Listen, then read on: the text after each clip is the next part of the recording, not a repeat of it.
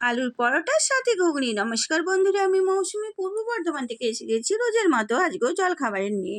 তো দেখো এখানে ঘুগনিটা হয়ে গেছে। ঘুগনিটা কি করে বানালাম দেখালাম না। আলু সেদ্ধ করে নিয়েছিলাম, তারপর খোলা সহ খোলাগুলো মানে খোসাগুলো আর কি ছাড়িয়ে রাখলাম। এখানে কড়াই আমি তেল, কালো জিরে আর তোমার তেজপাতা, শুকনো লঙ্কা দিয়ে দিয়েছি। মশলাটা একটু ভেজে নিলাম আলুটা দেবো বলে। না, আলু পরোটার আলু এখানে পরিমাণ মতো চিনি আর নুন দিয়ে দিলাম। তো তারপর চিনিটা না দিতেও পারো, ওটা দিলে কি একটু বেশ খেতে ভালো লাগে। দিয়ে এখানে ম্যাশ করে নিলাম, একটু ম্যাশ করে তোমার কসুরি মেথি পাতাও দিয়ে দিলাম। দিয়ে আলুটা হয়ে গেছে। আলুটা যেন পুরো ম্যাশ না হয়, এরকম মানে অর্ধেক ম্যাশ করা, অর্ধেক এরকম শক্ত থাকবে।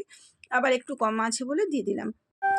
দিয়ে ভালো করে এইভাবে নেড়ে চেড়ে মেখে নেওয়ার পর লাস্টে তোমার একটু ভাজা মশলা দিয়ে দেবো, মানে জিরে, ধনে, পাঁচফোড়ন, শুকনো লঙ্কা আর একটু এলাচ দিলেও দিতে পারো, ওইটা ভাজা মশলা বলি। তো একটা প্রথমে ছোট বেলে নিয়েছিলাম পাখির জন্য, ওটা কেমন কুপকুপে হয়ে ফুলে গেছে।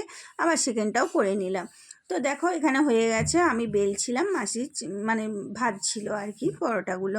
তো কড়াই করেছি যাতে তেলটা না ছিটে যায়, তার জন্য একটা পেপার নিয়ে নিলাম, তেলটা যাতে ওতে আটকেও যাবে। তো দেখো এক এক করে সব হয়ে গেল, এবারে খাবার পালা।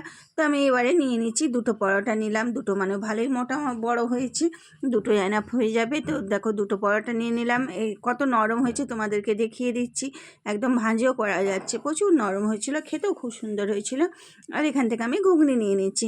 তো এটাই আজকে জল খাবারে রেখেছিলাম, আর রাতেও ঘুগনিটা রেখে দিয়েছিলাম একটুখানি। তো কেমন লাগলো আমার আজকে সকালে জল খাবার আলুর পরোটা ঘুগনি, সাথে একটা নলের গুড়ির রসগোল্লা। তোমাদের যদি ভালো লেগে থাকে জানিও, আর তোমরা কীভাবে বানাও সেটাও জানিও।